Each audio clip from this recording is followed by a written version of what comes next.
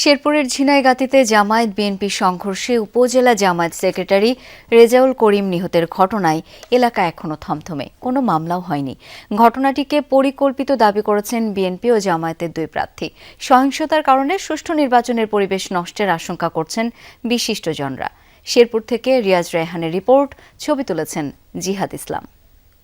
নতুন ব্লেন্ডে আরো rich অ্যারোমায় salon family blend টে। আয়োজন ছিল উপজেলা প্রশাসনের, আর তাতে অংশ নিয়ে চেয়ারে বসাকে কেন্দ্র করে সংঘর্ষ ও প্রাণহানির ঘটনা।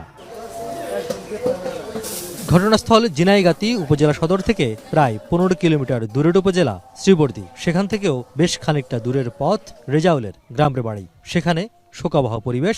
আঙিনায় দুই শিশু সন্তানকে নিয়ে বসে আছেন নিহত রেজাউলের স্ত্রী। স্বজনরা চাইলেন বিচার। এলাকার সবাই বলতে পারবে আমার স্বামী কাউকে কোনোদিন একটা কথা মুখ তুলে উঁচু করে বলে নাই, কাউকে কোনোদিনও কষ্ট দেয় নাই আমার স্বামী।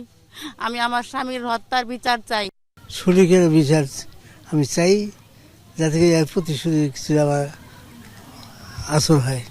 পরবর্তীতে যেন আমাদের মতো দ্বিতীয় কোনো ভুক্তভোগী পরিবার দৃষ্টান্ত না হয়, সরকার কাছে সেই জোর দাবি জানাচ্ছে।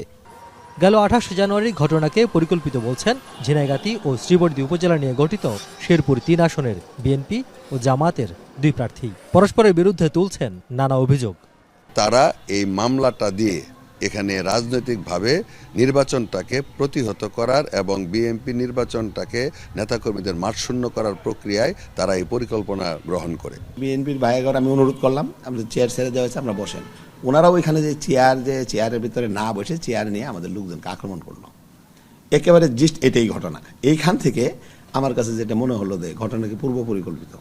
ঘটনার পর থেকে চাপা উত্তেজনা, আতঙ্ক বিরাজ করছে দুই উপজেলায়। প্রকাশ্যে নেই নির্বাচনী প্রচারও। ঘটনায় জড়িত কাউকে এখনো আটক করেনি আইনশৃঙ্খলা বাহিনী।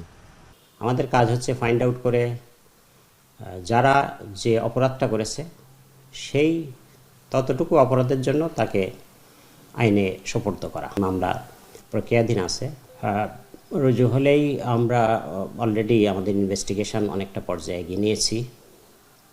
আমরা সেই অনুযায়ী আইনগত ব্যবস্থা নিব। ভোটের মাত্র কয়েকদিন আগে এমন প্রাণহানির ঘটনা ভোটারদের নিরাপত্তা প্রশ্নের মুখে ফেলছে বলে মনে করেন বিশিষ্টজনরা। নির্বাচন কাছে যত চলে আসবে, মানুষের মধ্যে উত্তেজনাটা বেশি থাকবে এবং দলীয় প্রভাবটা, যারা সত্যিকারের দলের নিয়ে কাজ করছে তাদের মধ্যে একটা অন্যরকম চেতনা কাজ করে, মনের দিক থেকে একটু মারমুখী হয়ে থাকে। এইসব জায়গায় আমাদের একটু সাবধানতা অবলম্বন করা উচিত।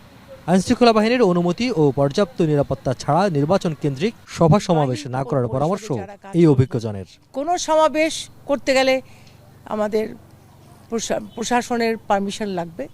রিয়াজ রায়হান, যমুনা নিউজ, শেরপুর।